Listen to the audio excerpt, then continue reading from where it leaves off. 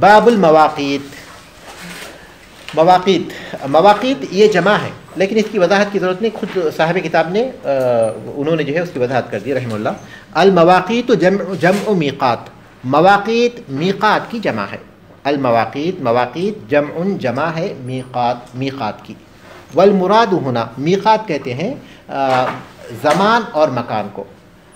وہ میقات دو طرح کی ہوتی ہیں، ایک مخصوص زمانے کو کہتے ہیں یا مخصوص جگہ کو کہتے ہیں.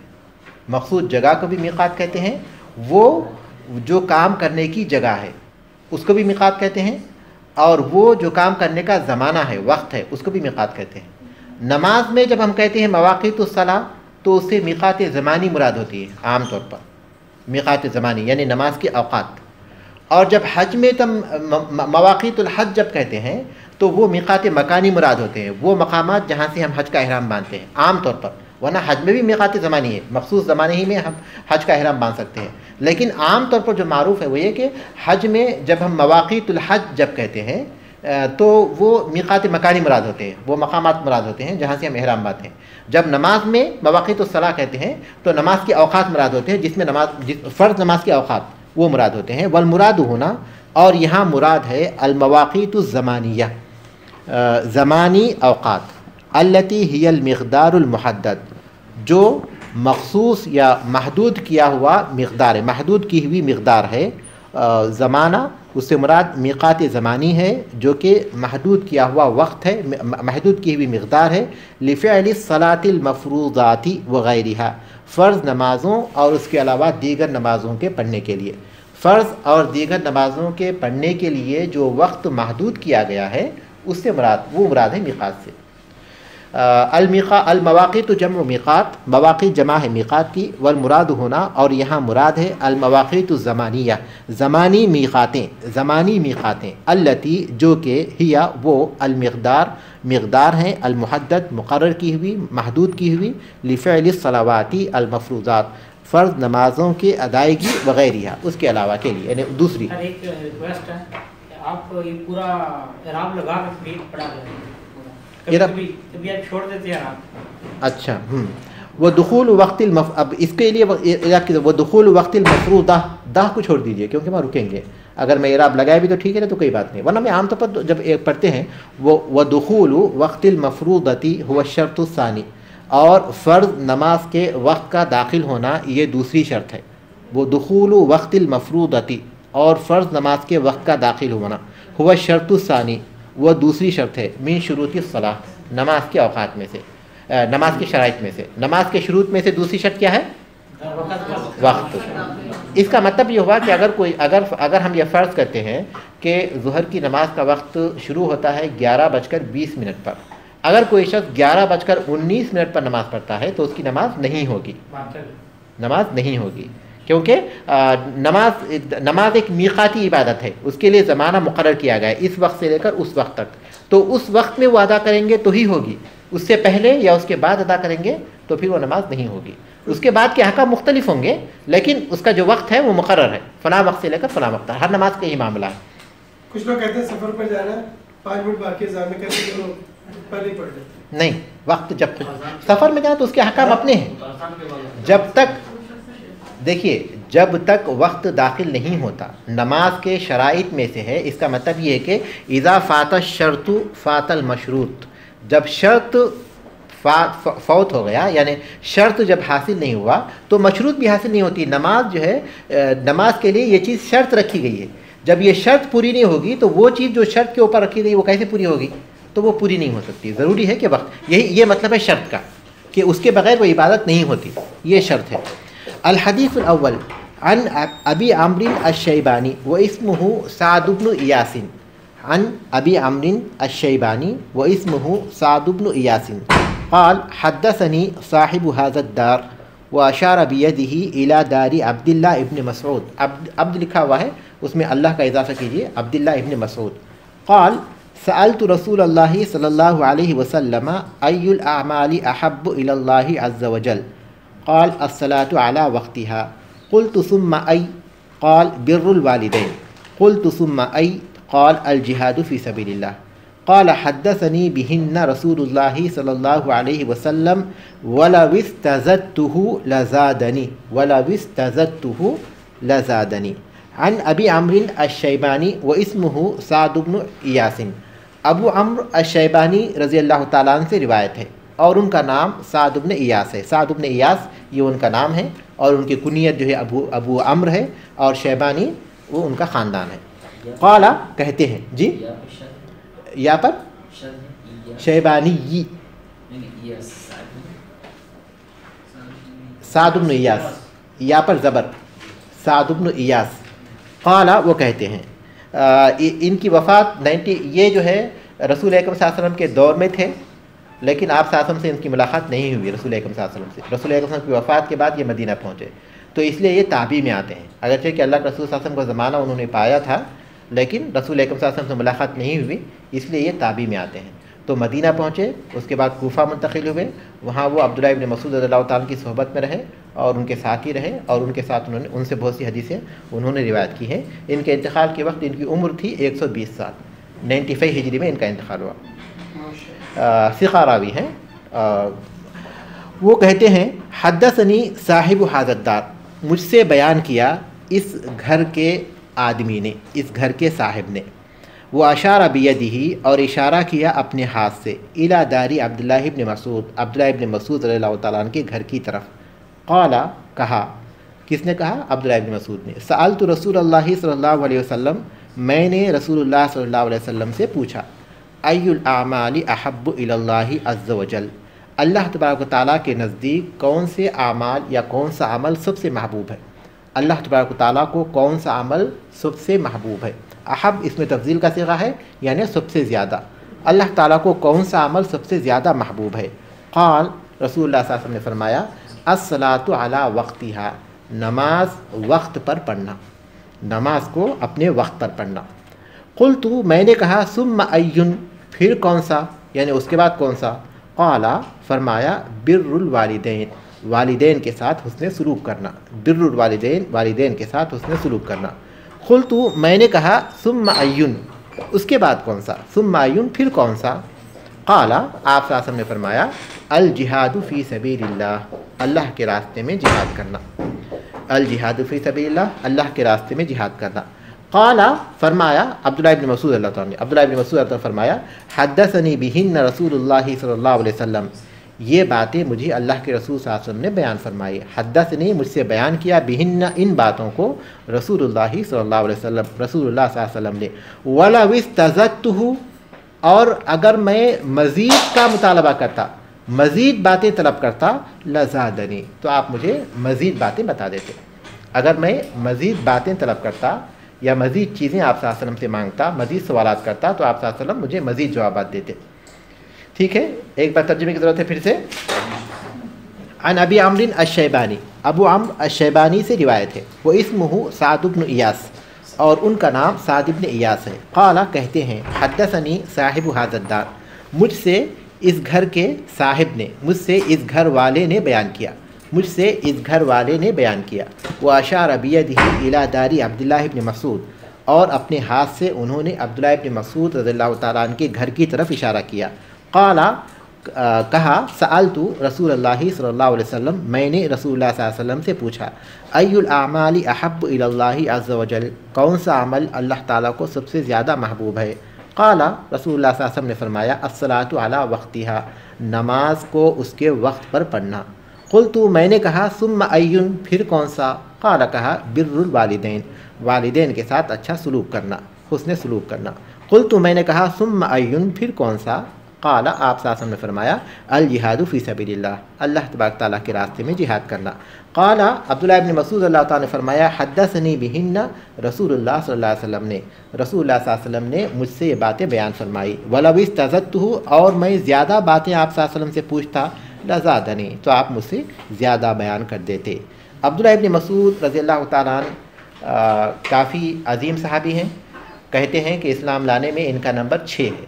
छठे सहाबी थे जो मुसलमान हुए। रसूल अकरम सल्लल्लाहु अलैहि वसल्लम और अबू बकर सिद्दीक़ रज़ियल्लाहु ताला अन्हु एक दफ़ा मदीने के बाहर किसी काम से गए, किसी वजह से, تو یہ بکریاں چراتے تھے. ان کو ام عبد کہا جاتا تھا، ام عبد سے یہ معروف ہیں. رسول صلی اللہ علیہ وسلم نے ان سے کہا کہ اگر تمہارے پاس دودھ ہو تو ہمیں دے دو پینے کے لیے. تھکے ماندے تھے. تو انہوں نے کہا کہ میں بکری کا مالک نہیں ہوں، یہ مالک کی بکریاں ہیں اور میں ان کی اجازت کے بغیر نہیں دے سکتا. رسول صلی اللہ علیہ وسلم نے کہا کہ ان میں کون سی ایسی بکری ہے جو دودھ نہیں دیتی، وہ ہمارے پاس لے کر آؤ. تو انہوں نے ایک چھوٹے سے بچے کو رسول صلی اللہ علیہ وسلم کے پاس لائے کیونکہ وہ دودھ نہیں دیتا. آپ صلی اللہ علیہ وسلم نے کچھ پڑھا اور اس کو ہاتھ لگایا تو اس کے بعد اتنا اس نے دودھ دیا کہ تینوں نے شکم سیر ہو کر پی لیا. تو یہ معجزہ تھا جو انہوں نے دیکھا. اس کے بعد وہ مسلمان ہوئے اور ہمیشہ اللہ کے رسول صلی اللہ علیہ وسلم کے ساتھ رہے. رسول صلی اللہ علیہ وسلم نے فرمایا کہ جو قرآن کو اس طرح پڑھنا چاہتا ہے جیسے وہ نازل ہوا ہے تو وہ 4 صحابہ سے قرآن سیکھے. عبداللہ ابن مسعود، سالم مولا ابو حذیفہ اور معاذ ابن جبل اور ابی ابن کعب. ان لوگوں سے آپ صلی اللہ علیہ وسلم نے قرآن سیکھنے کے لیے کہا تھا. رسول صلی اللہ علیہ وسلم کے ساتھ یہ ہمیشہ رہے، سارے غزوات میں یہ شریک رہے. دونوں ہجرتیں انہوں نے کی، یعنی حبشے کی ہجرت بھی انہوں نے کی اور مدینے کی ہجرت بھی انہوں نے کی. عمر ابن خطاب رضی اللہ تعالیٰ نے اپنی خلافت کے دور میں انہیں کوفے کا قاضی بنایا اور مالی امور کا انہیں ذمہ دار بنایا. سن 32 میں ان کا انتقال ہوا مدینے میں اور جنت البقیع میں یہ دفن ہوئے. اور عثمان بن عفان رضی اللہ تعالیٰ کی خلافت کا دور تھا، انہوں نے ان کی نماز پڑھائی. اور جس وقت ان کی وفات ہوئی تو تقریباً 60 سال سے کچھ زیادہ عمر تھی ان کی. تو اس حدیث میں اس سے معلوم ہوتا ہے کہ اس حدیث 60 سال سے کچھ زیادہ، 60 سال سے کچھ بڑھ کر. جی ام عبد، کیا مطلب؟ ام عبد غلام کے یعنی عبداللہ، ان کو ام عبد کہتے ہیں منسوب کرتے ہوئے ان کے غلام کی طرف. جی ماں کے لیے، جی ہاں، وہ اپنی ماں کی طرف منسوب ہے، ماں کی طرف منسوب ہے. جی لوگوں کے پاس وہ اس نام سے مشہور ہوئے، لوگوں کے پاس، یعنی ان کی اپنی کنیت نہیں ہے، وہ لوگوں کے پاس اس نام سے وہ مشہور ہوئے تھے، ام عبد کے نام سے.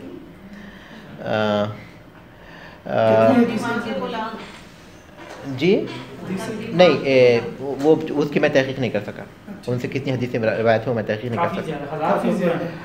عبداللہ ابن مسعود کا کافی دخل ہے اس میں بیانات میں، لیکن ان کے انتقال کا وقفہ قریب کا ہے. یعنی عثمان بن عفان کی خلافت کے دور میں ان کا انتقال ہو گیا.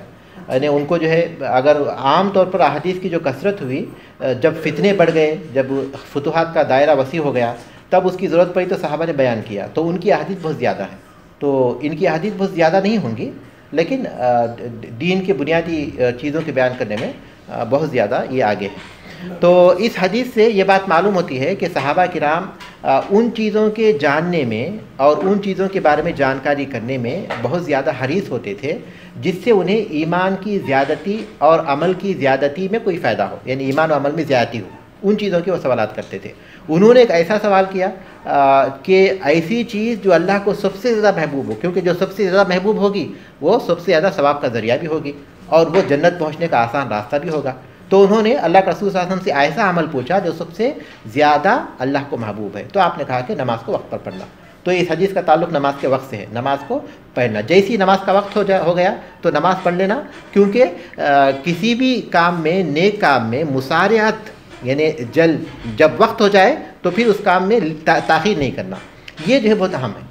مسارعت یعنی وسارعوا، اللہ نے حکم دیا کہ تم آگے بڑھو، جلدی کرو، فاستبقوا، سبقت کرو، آگے بڑھو. یہ تمام چیزیں کہی گئیں. تو آپ نے کہا کہ نماز کو وقت پہ پڑھنا. تو نماز جو ہے رسول اکرم صلی اللہ علیہ وسلم نے پہلی چیز ایسی بتائی جس کا تعلق اللہ کے حقوق سے ہے. پھر انہوں نے کہا کہ اس کے بعد کون سا؟ تو آپ نے دوسری چیز وہ بتائی جس کا تعلق بندوں کے حقوق سے ہے، اور وہ ہے والدین کا. والدین ہے.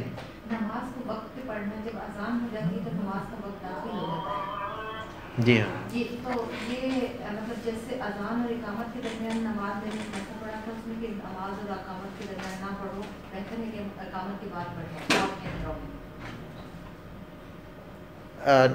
نماز اذان و اقامت کے درمیان کس کے لیے نماز نہ پڑھو؟ مطلب عورتیں اقامت کے بعد پڑھیں؟ نہیں، کوئی تعلق اقامت کا نہیں. جماعت کا تعلق عورتوں سے، یعنی اس کی کوئی شرعی دلیل نہیں. پہلی بات تو کوئی شرعی دلیل نہیں ہے، کیونکہ ہمارے پاس ایسی کوئی چیز نہیں آتی کہ صحابیات جو ہے اپنے گھروں میں نماز پڑھتی تھی تو مسجد میں نماز جماعت کے ختم ہونے کے بعد پڑھتی. ایسی کوئی بات ثابت نہیں ہوتی سنت سے. اور دوسری بات یہ ہے کہ جماعت کا تعلق ان لوگوں سے ہے جن کے لیے جماعت ہے. اور وہ مرد ہیں. عورتیں جن کے لیے جماعت نہیں ہے ان کے اوپر ایسی کوئی پابندی نہیں ہو سکتی جن کا جماعت سے کوئی تعلق نہیں.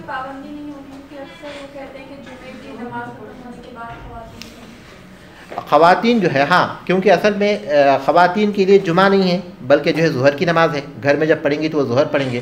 تو جمعہ جو ہے عام طور پر جمعہ کے وقت میں یہاں ہوتا ہے، لیکن وقت سے پہلے بھی پڑھا جا سکتا ہے. جمعہ کے دن خواتین اگر ظہر کی نماز پڑھنا چاہتی ہیں تو جو ظہر کی اذان کا وقت ہے اس وقت کے بعد کبھی بھی پڑھ سکتی ہیں. ضروری نہیں کہ مردوں کی نماز جمعہ میں ختم ہو چکی ہو، نہیں. ہاں البتہ ظہر کے وقت کا وہ اہتمام کریں گے.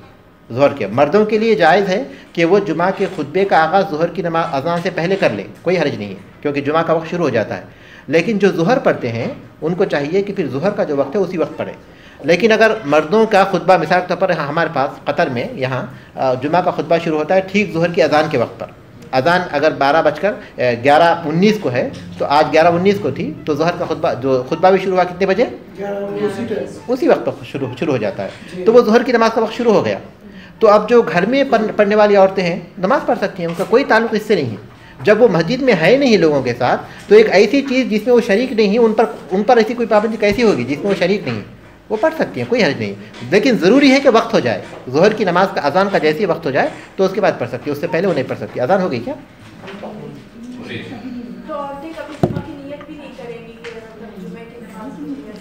نہیں، اگر وہ مسجد میں آتی ہیں تو پھر جمعے کی نیت کریں گی، جمعہ پڑھیں گی. لیکن اگر گھر میں پڑھتی ہیں تو ظہر ہی پڑھیں گی. البتہ دعا جو ہے وہ جمعہ کے دن ایک گھڑی ایسی ہے جس میں دعائیں رد نہیں ہوتی، وہ عورتوں کو بھی حاصل رہے گی کیونکہ ان کو صرف جماعت سے استثناء کیا گیا. عورتوں کے لیے جمعہ کی نماز سے استثناء کیا گیا کیونکہ جمعہ کی نماز کا تعلق جماعت سے ہے. جب جماعت میں وہ شریک نہیں ہوں گی تو جمعہ بھی نہیں پڑھیں گے، تو اسی چیز سے ان کو استثناء ہے. باقی جمعہ کے دن جتنے بھی اعمال ہیں جیسے سورہ کہف پڑھنا ہے اور پھر جو ہے اس دن ایک وقت ایسا ہے جس میں جو بھی دعا کی جائے قبول ہوتی ہے اور کثرت سے دور پڑھنا ہے، وہ سارے عورتوں کے لیے بھی اسی طرح جیسے مردوں کے لیے. صرف نماز کا فرق ہے اور کوئی چیز نہیں ہے. نماز اگر ایک گھر میں عورتیں وہ پیچھے کٹھی جمع ہو جاتی ہے، ایک کو امام بنا لیتی ہیں جمعے کی نماز میں، جمعہ نہیں پڑھیں گی، ظہر پڑھیں گی. وہ جمع ہوں گی اور ظہر پڑھیں گے. وہ ہو سکتا ہے ظہر پڑھیں گی، وہ ہو سکتا ہے ایک اور امام بن جائے پیچھے اس کے. ہاں بالکل.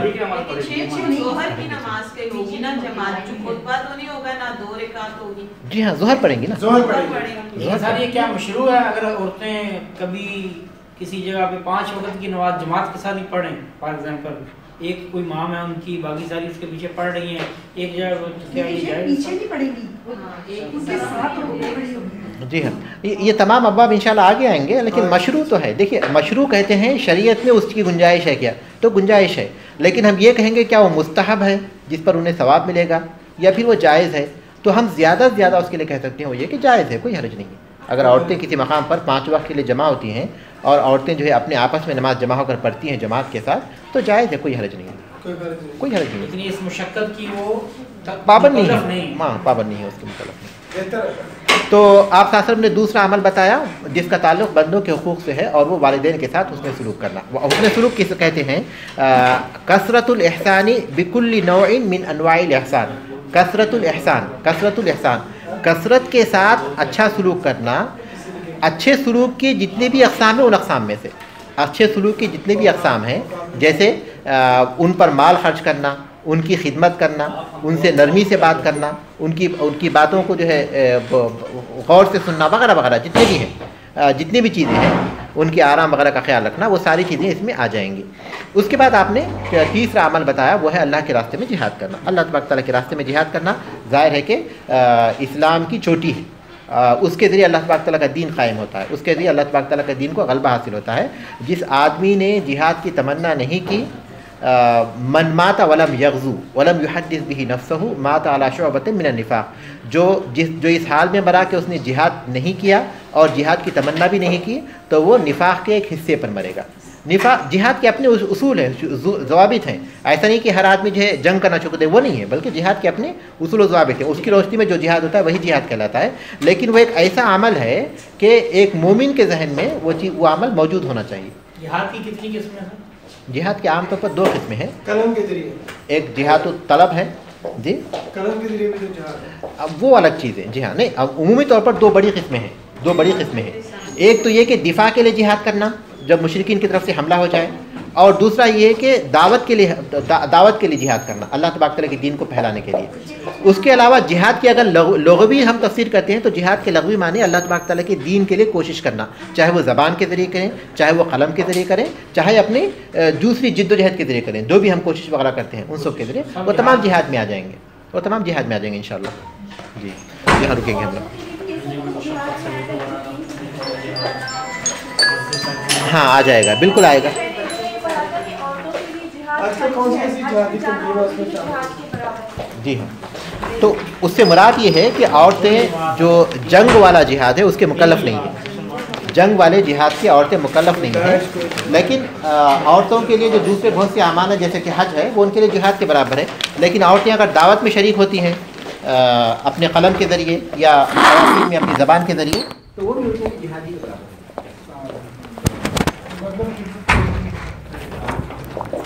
میں ایک بار پھر ترجمہ کر دیتا ہوں تاکہ جو فوائد ہم پڑھ رہے ہیں یہ واضح ہو جائے کہ وہ فوائد کس حدیث کے ہیں۔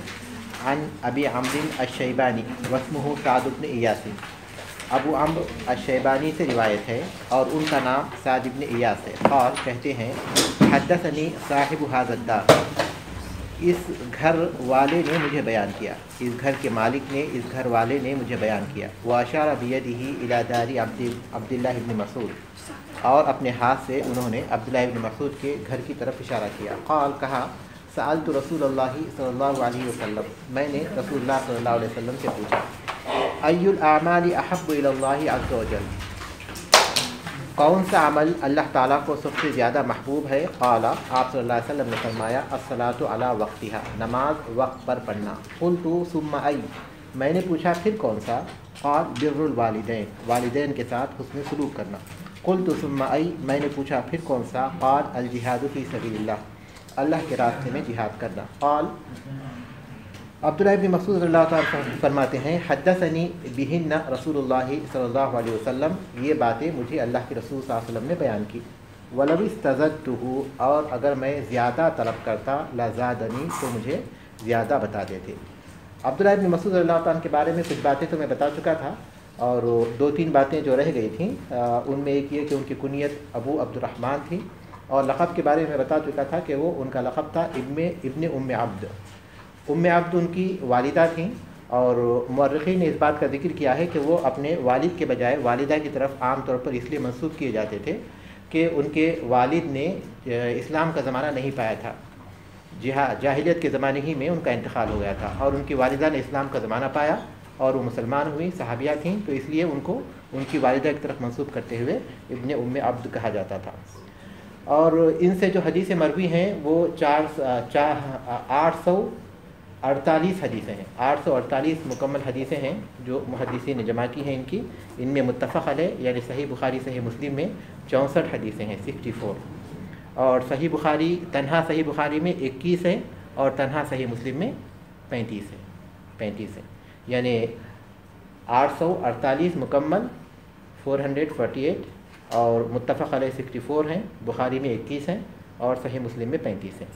ما یؤخذ من الحدیث، اس حدیث سے ماخوذ مسائل۔ ان احب الاعمال الی اللہ تعالی الصلاۃ فی وقتہا، تمام اعمال میں اللہ تعالیٰ کو سب سے محبوب نماز کو وقت پر پڑھنا ہے۔ ان احب الاعمال، پہلی بات یہ ہے کہ تمام اعمال میں اللہ تعالیٰ کو محبوب الصلاۃ فی وقتہا، نماز وقت پر پڑھنا ہے۔ ثم بر الوالدین، پھر والدین کے ساتھ بر حسن سلوک کرنا ہے۔ ثم الجہاد فی سبیل اللہ، پھر اللہ کے راستے میں جہاد کرنا ہے۔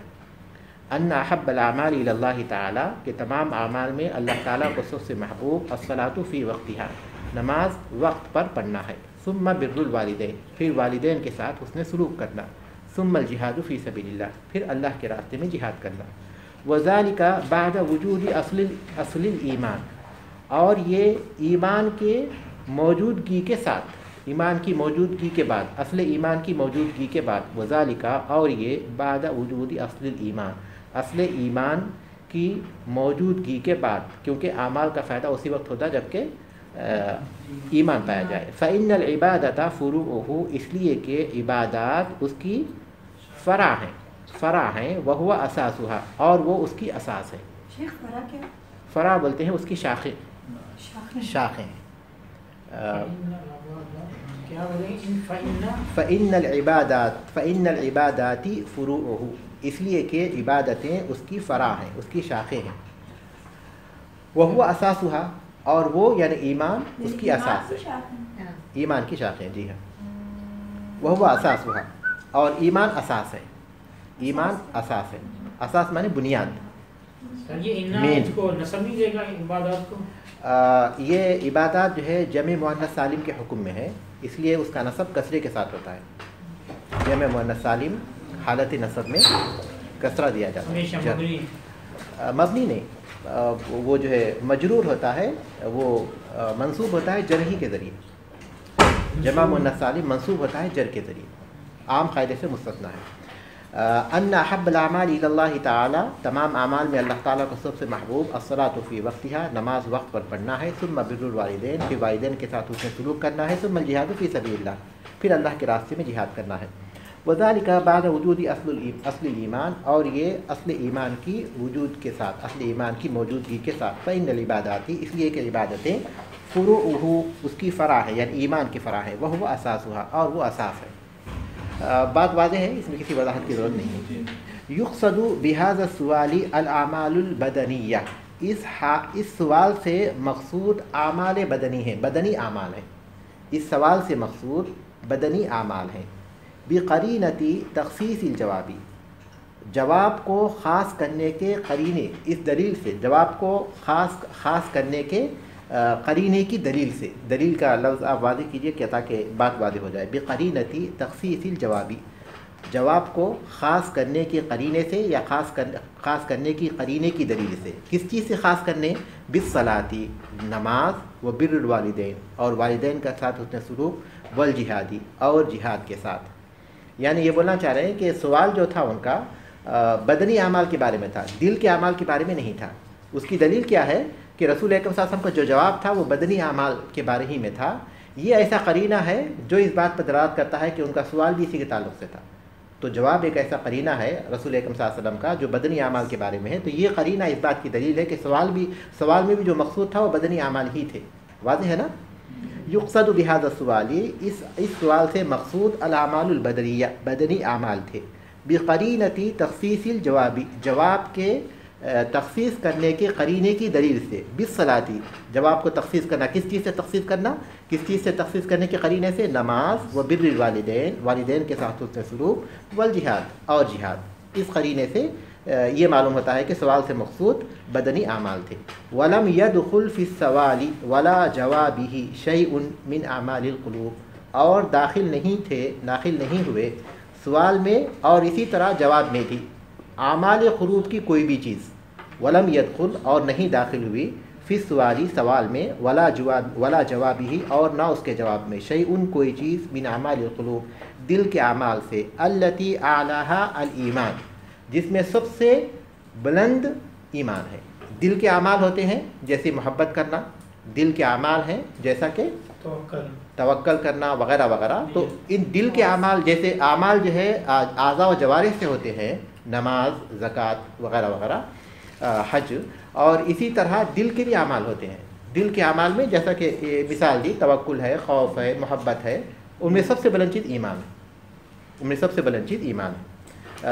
کہتے ہیں ولم يدخل فی السؤال، داخل نہیں ہوا سوال میں، ولا جوابہ، اور نہ اس کے جواب میں، شیء من اعمال القلوب، دل کے عمل کی کوئی بھی چیز، التی اعلیها الایمان، جس کی بلند ترین چیز، جس کی سب سے بلند ترین چیز ایمان ہے. تو سوال اور جواب کا تعلق جو بدنی اعمال سے تھے، دل کے اعمال سے نہیں تھا، اس لیے جواب بھی جو ہے اسی کے تعلق سے تھا. تیسری چیز ہے والدین کا بھی دل کے ساتھ نہیں تھا. دل کے ساتھ نہیں تھا نا، کیونکہ والدین کے ساتھ حسن سلوک کا مفہوم یہ ہوا کہ ان کی خدمت کریں، ان کی فرمانبرداری کریں، ان کی باتوں کو مانیں وغیرہ وغیرہ. تیسرا سوال ہے ان الاعمال لیست فی درجۃ، تیسرا فائدہ ہے ان الاعمال لیست فی درجۃ واحدۃ فی الافضلیۃ، اعمال فضیلت کے اعتبار سے ایک ہی درجے میں نہیں ہے. ان الاعمال، کہ اعمال، لیست نہیں ہے، فی درجۃ واحدۃ ایک ہی درجے میں، فی الافضلیۃ فضیلت کے اعتبار سے، سب کا ایک ہی مقام نہیں ہے. وانما تتفاوت، हसबा तक़रीबिहा मिनल्लाहि ताला, बल्कि वो ततफ़ावतु मुख्तलिफ होते हैं, यानी मुख्तलिफ दर्जों में होते हैं। हसबा तक़रीबिहा मिनल्लाहि ताला, अल्लाह तबारक ताला से करीब करने के एतबार से, अल्लाह तबारक ताला के जो अमल सबसे ज़्यादा करीब करने वाला वो सबसे अफजल होगा, उस हिसाब से वो मुख्तलिफ दर्जों में होते हैं। वो इन्नमा ततफ़ावतु, बल्कि वो मुख्तलिफ दर्जों में होते हैं। हसबा तक़रीबिहा मिनल्लाहि ताला, अल्लाह ताला के करीब करने के एतबार से। व नफ़इहा, और उसके नफ़ा के एतबार से। व मसलहतिहा, और उसकी मसलहत के एतबार से। फ़सअला अम्मा यंबग़ी तक़दीमुहु मिन्हा, तो उन्होंने सवाल किया था इन आमाल में किस अमल को मुक़द्दम करना बेहतर है, किस अमल को मुक़द्दम करना चाहिए। फ़सअला, पस सवाल किया था, अम्मा यंबग़ी तक़दीमुहु मिन्हा, कि इन आमाल में से किसको मुक़द्दम करना चाहिए। अम्मा यंबग़ी, कौन सा अमल मुक़द्दम करना चाहिए। अम्मा यंबग़ी, कौन सा अमल चाहिए, तक़दीम उसको मुक़द्दम करना, मिन्हा उससे यानी आमाल में से। मैं मुहावरा तर्जुमा किया, वरना अगर लफ्ज़ी तर्जुमा करते हैं तो उसका तर्जुमा ये है। एक बार फिर तर्जुमा देख लीजिए। अन्नल आमाला लैसत फ़ी दरजतिन वाहिदतिन फ़िल अफ़ज़लिय्या, कि आमाल फ़जीलत के एतबार से एक ही दर्जे में नहीं है। व इन्नमा ततफ़ावतु, बल्कि वो मुख्तलिफ होते हैं या फिर मुख्तलिफ दर्जों में होते हैं। हसब तक़रीबिहा मिनल्लाहि ताला, अल्लाह ताला के करीब करने के एतबार से, अल्लाह ताला से करीब करने के एतबार से। व नफ़इहा, और उनके नफ़ा के एतबार से। व मसलहतिहा, और उनके मसलहत के एतबार से। फ़सअला, उन्होंने पूछा अब्दुल्लाह इब्न मसूद ने, अम्मा यंबग़ी तक़दीमुहु मिन्हा, इनमें से किस अमल को मुक़द्दम करना चाहिए। तो ये बात भी हदीस से मालूम होती है, क्योंकि आपने कहा कि पहले ईमान बिल्लाह कहा, उसके बाद फिर उन्होंने पूछा कौन सा, तो आपने जवाब दिया बिरुल वालिदैन, फिर कौन सा, तो जिहाद। तो इसका मतलब है कि अमल एक दर्जे में नहीं है, बल्कि जो अमल फ़ायदे, मसलहत और अल्लाह से करीब करने के एतबार से ज़्यादा अफजल होगा, ज़्यादा करीब करेगा, ज़्यादा नफ़ा बख्श होगा, ज़्यादा मसलहत वाला होगा, वो अमल ज़्यादा अफजल होगा और उसको मुक़द्दम करना चाहिए जब अमाल में हमारे पास मुकाबला रहे। इसीलिए उलमा कहते हैं कि अमल की दो किस्में हैं, एक अमल मुतअद्दी और एक अमल कासिर। अमल मुतअद्दी वो है जिसके फ़वाइद दूसरों को पहुँचते हैं, और अमल कासिर वो है जिसका फ़ायदा खुद इंसान को होता है। जैसे कि नफिल नमाज कसरत से पढ़ना, मुतअद्दी, हाँ, मीम ता आइन दाल या। कासिर, काफ अलिफ स्वाद रा, काफ अलिफ स्वाद रा। तो फ़राइज़ को छोड़कर, फ़राइज़ से हटकर अगर कोई शख्स कसरत के साथ नमाज़ पढ़ता है, बहुत ज़्यादा नमाज़ पढ़ता है, तो नमाज सबसे अफजल इबादत है बग़ैर किसी शक के, लेकिन वो अमल कासिर है। कासिर का मतलब ये कि उसका फ़ायदा सिर्फ उसी को पहुँचता है, दूसरे से कोई ताल्लुक़ नहीं। जो आदमी नमाज़ पढ़ेगा फ़ायदा उसको होगा। तो शेख, नमाज तो वैसे भी सब अपने लिए पढ़ते हैं, दूसरों को तो फ़ायदा नहीं होता इससे। नमाज तो आदमी पर अपनी इबादत है ना, दूसरे का फ़ायदा किस हिस्से से होगा उसका। नमाज का दूसरा, अब मैं दूसरी मिसाल दूंगा तो बात ज़्यादा वाज़ेह होगी। अमल मुतअद्दी ये है कि कोई आदमी फ़राइज़ को पढ़ लेता है, उसके बाद फिर लोगों की खिदमत करता है, उनके जो है उनको खाना खिलाता है, या फिर उनमें जो मोहताज हैं उनके घर के काम काज को ख़त्म करता है वगैरह वगैरह। ये अमल मुतअद्दी है, इसका फ़ायदा दूसरों को पहुँचता है। तो अमल मुतअद्दी अमल कासिर में जब मुकाबला होगा तो अमल मुतअद्दी अफजल होगा अमल कासिर के मुकाबले में। उसकी दलील ये कि अल्लाह के रसूल सल्लल्लाहु अलैहि वसल्लम के साथ एक मरतबा सहाबा जब सफ़र में थे, तो कुछ सहाबा रोज़े से थे और कुछ सहाबा रोज़े से नहीं थे। ये रमज़ान के अलावा का जिक्र है, क्योंकि फ़राइज़ की बात नहीं आएगी। कोई भी आदमी ये नहीं बोलेगा कि मैं लोगों की खिदमत करूँगा फ़र्ज़ नमाज छोड़कर, तो वो ये जो है गलत मफ़हूम है इसका। नवाफिल की बात कर रहे हैं। अल्लाह के रसूल सल्लल्लाहु अलैहि वसल्लम के साथ सहाबा थे, कुछ रोज़े से थे और कुछ रोज़े से नहीं थे। गर्मी सख्त थी, जो रोज़े से थे वो थक गए, किसी जगह पर उन्होंने पड़ाव डाला तो थक कर बैठ गए। तो जो रोज़े से नहीं थे उन्होंने उनके जानवरों को पानी दिया और मुख्तलिफ सारे कामकाज किए। तो आपने फरमाया कि आज जो लोग रोज़े से नहीं थे वो अज्र में आगे बढ़ गए, जो लोग रोज़े से नहीं थे वो अज्र में आगे बढ़ गए। तो इसका मतलब ये हुआ कि अमल मुतअद्दी जो है अमल कासिर के मुकाबले में अफजल है। तो अमाल सारे के सारे एक दर्जे में नहीं है। तो जो आदमी दानिशमंद है वो ये देखता है कि कौन सा अमल उसके लिए ज़्यादा बेहतर है, तो वो अमल को मुंतखब करता है।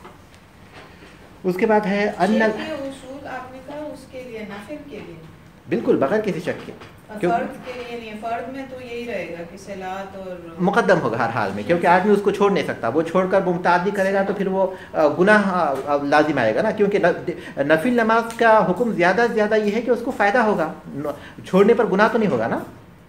लेकिन फ़र्ज़ नमाज ऐसी है कि वो छोड़े तो गुनहगार होगा। तो इसलिए बात नफिल नमाज ही के लिए होगी, क्योंकि नफिल इंसान जो है सवाब के लिए करता है, जबकि फ़र्ज़ जो है नहीं पड़ेगा तो गुनहगार भी होगा। सुन्नतें वगैरह जैसे नमाज नमाज है तो उसमें हम सुन्नत रकात जो पढ़ते हैं उसके बजाय अगर किसी को हेल्प की ज़रूरत है तो वो हम कर दें। देखिए कभी भी कोशिश ये करेंगे कि अगर दोनों को हम मुकद्दम, दोनों को अगर कर सकते हैं तो दोनों को करना ही बेहतर है। जी जी। लेकिन अगर दोनों में से किसी एक को ही हम कर सकते हैं तो मुताद्दी अमल ही को मंतखब करेंगे, मुताद्दी अमल को। मिसाल के तौर पर सुन्नत रकात भी छोड़ सकते हैं फिर। सुन्नत भी इसी में आएगी। सुन्नत। अगर आप जो है सुन्नत पढ़ने के साथ किसी की मदद कर सकते हैं, दोनों को जमा कर सकते हैं तो बहुत अफजल है। ठीक है। लेकिन अगर आपके पास दोनों में से कोई एक ही चीज़ का वक्त है, दो आप एक साथ नहीं करते, तो आप अमल मुताद्दी ही को तरजीह दीजिए, क्योंकि उसका फ़ायदा ज़्यादा है और इसलिए उसका सवाब भी ज़्यादा है। अन्नल आमाल तफ़्दुलु अन गैरिहा मिन अजली महब्बतिल्लाहि लहा, कि आमाल फजीलत रखते हैं दूसरे आमाल से, बाज़ आमाल दूसरे आमाल से फजीलत रखते हैं, दूसरे आमाल से अफजल होते हैं। मिन अजली महब्बतिल्लाह, उस अमल से अल्लाह की मोहब्बत की वजह से, वो अमल अल्लाह को ज़्यादा महबूब है इसलिए वो अमल ज़्यादा फजीलत वाला हो गया। ठीक है। अन्नल आमाल तफ़्दुलु, कि आमाल फजीलत रखते हैं, अन गैरिहा, दीगर आमाल से, मिन अजली महब्बतिल्लाहि लहा, अल्लाह ताला की मोहब्बत की वजह से, उस अमल से अल्लाह तबारक ताला की मोहब्बत की वजह से वो अमल दूसरे आमाल से महबूब बन जाता है। हाँ, जिस अमल, जैसे आपने कहा कि कौन सा अमल अल्लाह को ज़्यादा महबूब है, तो आपने कहा अल्लाह रसूल फरमाया कि नमाज़ों को वक्त पे पढ़ना, फिर कौन सा वालिदैन की खिदमत करना। तो इससे मालूम है कि जो अमल अल्लाह को ज़्यादा महबूब होगा वो ज़्यादा अफजल होगा। अन्नल आमाल तफ़्दुलु, के आमाल बाज़ आमाल फजीलत रखते हैं, अन गैरिहा, दीगर आमाल से। किस वजह से फजीलत रखते हैं? मिन अजली महब्बतिल्लाह लहा, अल्लाह तबारक ताला के उस अमल से मोहब्बत करने की वजह से, इस वजह से कि अल्लाह ताला को अमल महबूब है। पांचवी बात है, इंसान की मोहब्बत की वजह से नहीं, मिन अजली महब्बतिल्लाह लहा, अल्लाह की मोहब्बत की वजह से, उस अमल से अल्लाह की मोहब्बत की, क्योंकि अमल इबादत है, इंसान की मोहब्बत का उससे ताल्लुक़ नहीं है, अल्लाह तबारक ताला की मोहब्बत ही का उससे ताल्लुक़ है। और सवाल भी उसी के ताल्लुक़ से, क्योंकि उनका सवाल ये था कि अल्लाह को कौन सा अमल ज़्यादा महबूब है, तो आपने बताया कि ये अमल अल्लाह को महबूब है, फिर ये अमल है, फिर ये अमल। तो इसका मतलब ये कि जो अमल अल्लाह को ज़्यादा महबूब है वो दूसरे अमल के मुकाबले में क्या होगा? ज़्यादा अफजल होगा।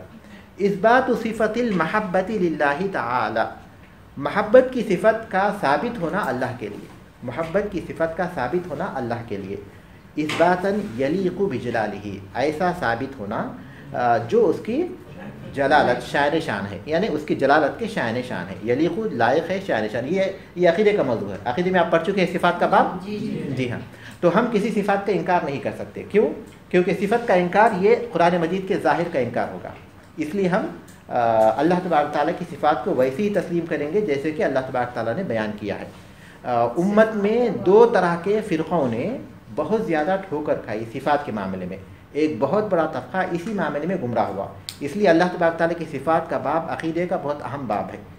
कुछ लोग इस वजह से गुमराह हुए कि उन्होंने अल्लाह तबारक ताला की सिफ़ात को मखलूक़ात की सिफ़ात से तशबीह दी, जैसा कि अल्लाह तबारक ताला देखता है या अल्लाह तबारक ताला के हाथ है, तो कहने लगे कि वैसे ही जैसा कि हमारे हैं, तो वो लोग गुमराह हो गए, इनको मुशब्बा कहते हैं। और एक बड़ा तबका इस वजह से गुमराह हुआ कि उन्होंने अल्लाह तबारक ताला की सिफ़ात का इनकार किया या तो सिफ़ात की तावील की, क्योंकि वो लोग कहने लगे कि अगर अल्लाह तबारक ताला की सिफ़ात को हम तस्लीम करेंगे तो ये मानना पड़ेगा कि अल्लाह तबारक ताला के साथ दूसरी बहुत सी चीज़ें भी अल्लाह तबारक ताला के साथ हैं, जैसे कि अल्लाह तबारक ताला मोहब्बत करता है, तो ये सिफ़त अल्लाह तबारक ताला सबसे पहले है, तो फिर अल्लाह तबारक ताला की ये सिफ़त भी सबसे पहले हो जाएगी। तो उसमें क्या हो जाएगा? ताअद्दुद हो जाएगा। जो कदीम है, जो सबसे पहले जिसके वजूद को हम अबदी मानते हैं, अज़ल से हमेशा से हमेशा रहेगा, तो अल्लाह तबारक ताला को मानते हैं। अगर अल्लाह तबारक ताला की सिफ़त को माने अपनी तरफ से, फ़लसफ़ियाना अपनी तरफ से उन्हें बाहर से निकालें, तो कहने लगे कि इससे लाजिम आएगा कि हम मुतअद्दिद चीज़ों को अल्लाह तबारक ताला का शरीक मानेंगे कि वो भी कदीम है, वो भी अल्लाह तबारक ताला की तरह अज़ल से है, जैसे कि मोहब्बत करना है वगैरह वगैरह। उस वजह से उन्हें इनकार किया। और ये कहने लगे कि अगर हम लोग जो है अल्लाह तबारक ताला की सिफ़त को मानेंगे तो फिर ये तशबीह हो जाएगी, क्योंकि मखलूक भी मोहब्बत करती है, अल्लाह तबारक ताला भी मोहब्बत करता है।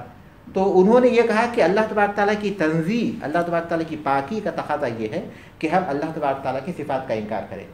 अफसोस की बात यह है कि उन्होंने ये समझा कि अपने तौर पर अल्लाह तबारक ताला की पाकी बयान कर रहे हैं, लेकिन उनके अंदर दो खराबियाँ पैदा होगी। सबसे पहली खराबी तो ये कि अल्लाह तबारक ताला ने जो बात बयान फरमाई उसको उन्होंने अपनी तरफ से तब्दील कर दिया। وہ کہنے لگے کہ اللہ تبارک تعالیٰ محبت کرتا ہے، نام ہے محبوب اللہ تبارک تعالیٰ کا، یعنی اللہ تبارک تعالیٰ کے پاس یہ صفت ہے، لیکن یہ نہیں کہ اس کے معنی پائے جاتے ہیں اللہ تبارک تعالیٰ کے پاس، یہ اس کا مطلب نہیں ہے، یہ انہوں نے معنی سے نکال دیا اللہ تبارک۔ تو اس کا پہلا جو نقصان ہوا ان کو یہ کہ وہ لوگ جو ہے اللہ تبارک تعالیٰ نے اپنے بارے میں جو بات بیان فرمائی تھی اس کو انہوں نے انکار کر دیا، تعویل کے ذریعے ہو یا پھر صاف طور پر ہو، صاف طور پر انکار کیا یا پھر تعویل کے ذریعے۔ اور دوسرا یہ کہ اہل سنت والجماعت نے ان سے یہ کہا کہ اگر اللہ تبارک تعالیٰ کی محبت کو ہم یہ کہتے ہیں کہ وہ مخلوق کی جیسی محبت ہے تو جو ہے تشبیہ لازم آئے گی، لیکن ہم تو یہ نہیں کہتے، بلکہ لیسا کمثلہ شیء، اللہ تبارک تعالیٰ کی جیسی کوئی چیز نہیں ہے، وہو السمیع البصیر، اور اس کی صفات ہے سننے والا ہے، دیکھنے والا ہے۔ تو اللہ تبارک تعالیٰ کی صفات مخلوق کی صفات کی طرح نہیں ہے، بلکہ ویسے ہیں جو اس کے شائن شان ہے۔ تو اس کا مطلب یہ ہوا کہ اہل سنت والجماعت نے ایسا طریقہ اختیار کیا جو دونوں افراط و تفرید، دونوں طبقوں کے درمیان متوسط عقیدہ ہے، اور وہ قرآن مجید کے ظاہر سے مطابقت رکھتا ہے، اس کے سوا سلامتی کا کوئی راستہ نہیں ہے، کوئی راستہ نہیں ہے، کیونکہ اگر ہم صفات کی تعویل کرتے ہیں تو گویا قرآن کی تعویل کرتے ہیں، اور اللہ کے بارے میں ہم ایسی بات بولتے ہیں بغیر علم کے جو قرآن مجید کے صاف طور پر خلاف ہے۔ تو سلامتی کا راستہ یہی ہے کہ قرآن میں جیسا کہا ہے، الحدیث میں جیسے آئے ہیں اللہ تبارک تعالیٰ کے نام، ان کو تسلیم کریں گے، اور ان ناموں کے ساتھ جو صفت ہے اس صفت کو بھی تسلیم کریں گے، ان صفات کا جو اثر ہے وہ اثر کو بھی قبول کریں گے۔ جیسے اللہ تبارک تعالیٰ رحم کرتا ہے تو اللہ کا نام ہے رحمان، اور رحمت ایک صفت ہے وہ اللہ کے اندر پائی جاتی ہے، اور رحمت کا اثر بندوں پر ہوتا ہے جس کی وجہ سے بندوں کو بہت سے فوائد حاصل ہوتے ہیں، تو اس اثر کو بھی ہم تسلیم کریں گے۔ تو صفات کے تعلق سے تین باتیں تسلیم کریں گے، ایک پہلی چیز کیا ہے؟ نام، دوسری چیز صفت، اور تیسری چیز اس کا اثر، وہ صفت کا جو بھی اثر ہوگا۔ جیسے اللہ تبارک تعالیٰ غصہ ہوتا ہے تو اب ظاہر ہے کہ ناموں میں ہم وہی چیز کریں گے جو اللہ تبارک تعالیٰ کے نام میں آتی ہے، صفت میں وہی چیز کریں گے جو اللہ کی صفت میں آتی ہے، اور اثر میں وہی صفت ہوگی جو جس کا اثر ہوتا ہے۔ یعنی بعض صفت ایسے ہیں جو اللہ تبارک تعالیٰ کے ساتھ خاص ہے، ان کے ضروری نہیں کہ ان کے اثرات ہوں۔ بہرحال ایک تفصیلی باب ہے، یہاں ہم کو صرف اتنا جاننا کافی ہے کہ محبت یہ اللہ تبارک تعالیٰ کی صفت ہے، اور پھر یہ ویسی ہی ہے جیسے کہ اللہ تبارک تعالیٰ کی شان ہے، نہ تو اس میں تشبیہ ہوگی اور نہ ہی قرآن مجید کی کسی بات کا یا حدیث کا کسی انکار ہو۔ جس طرح اللہ نے خود تشبیہ دی ہو جن صفتوں کے اندر، جس طرح رحم کے رشتوں کے لیے کہ رحم میری چادر ہے، جس نے اس کو وہ کیا اس نے مطلب میرے ساتھ، ہاں اسی طرح محبت کے معاملے میں کہ ماں سے زیادہ 70 ماؤں سے زیادہ پیار کرنے والا ہے، تو مطلب یہ تو خود اللہ نے تو ضعیف بات ہے۔ دیکھیے وہاں کہیں بھی جو ہے اللہ تبارک تعالیٰ کی صفت سے کسی کو تشبیہ تو وہاں نہیں ہے، اللہ تبارک تعالیٰ کی صفت سے کوئی تشبیہ نہیں ہے، بلکہ اللہ تبارک تعالیٰ نے اس بات کا ذکر کیا کہ وہ رحم کرتا ہے، یا پھر اس نے محبت کو پیدا کیا، جیسا کہ یہ صحیح حدیث ہے کہ اللہ تبارک تعالیٰ نے محبت کے جو ایک ہی حصہ محبت کا دنیا میں اتارا، جس کی وجہ سے لوگ ایک دوسرے سے محبت کرتے ہیں، یہاں تک کہ جانور بھی اپنے بچے سے محبت کرتا ہے، 99 حصے اپنے پاس رکھے اللہ تبارک تعالیٰ سے۔ تو یہ وہ محبت ہے جو اس نے دنیا میں پیدا کی ہے، لیکن اللہ تبارک تعالیٰ کی صفت کے ساتھ تشبیہ کیسے ہوگی اس میں؟ نہیں، تشبیہ نہیں ہے، میں یہی آپ سے پوچھنا چاہ رہی تھی کہ جب اللہ نے خود اس مثال سے ہمیں بتایا تو مطلب ایک طریقے سے اللہ تعالیٰ نے آئیڈیا دیا نا ہمیں کہ یہ مطلب اس کے قریب اس صفت کی کیا خاصیت ہے، اثر کیا ہے، کہ اس کا اثر کا۔ جی ہاں ٹھیک ہے۔ اس کے بعد چھٹی بات ہے فضل السؤال عن العلم، علم کے بارے میں سوال کرنے کی فضیلت۔ فضل السؤال عن العلم، علم کے بارے میں سوال کرنے کی فضیلت، خصوصاً الاشیاء الہامہ، خاص طور پر اہم چیزوں کے بارے میں، خاص طور پر اہم چیزوں کے بارے میں۔ فقد افاد هذا السؤال نفعا عظیما، اس سوال نے بہت عظیم نفع کا فائدہ دیا، اس سوال سے بہت عظیم فائدہ ہوا۔ فضل السؤال عن العلم، علم کے بارے میں سوال کرنے کی فضیلت، فضل السؤال، سوال کرنے کی فضیلت، عن العلم، علم کے بارے میں، خصوصاً سوال کے بارے میں، علم کے بارے میں سوال کرنے کی فضیلت۔ جی ہامہ مانے اہم، خصوصاً الاشیاء العامہ، ہامہ خاص طور پر اہم چیزوں کے بارے میں، یعنی اس حدیث سے بات معلوم ہوتی ہے کہ علم کے بارے میں سوال کرنا چاہیے۔ علم یعنی ایسی چیزوں کا علم جس سے ہمیں فائدہ ہو، خاص طور پر ایسی چیزیں جو اہم ہوں۔ فقد افاد هذا السؤال، فائدہ پہنچایا اس سوال نے، نفعا عظیما، عظیم فائدہ۔ فضل السؤال عن العلم، علم کے بارے میں سوال کرنے کی فضیلت، خصوصاً الاشیاء الہامہ، خاص طور پر اہم چیزوں کے بارے میں۔ فقد افاد هذا السؤال نفعا عظیما، اس سوال نے عظیم نفع پہنچایا۔ ٹھیک ہے۔ ساتویں چیز ہے तर्कु बादी सवाली अनिल इल्मी, इल्म के बारे में बाज़ सवालों को छोड़ देना, सिर्फ सवाल ही नहीं बल्कि बाज़ दफ़ा सवाल छोड़ना भी जायज़ है।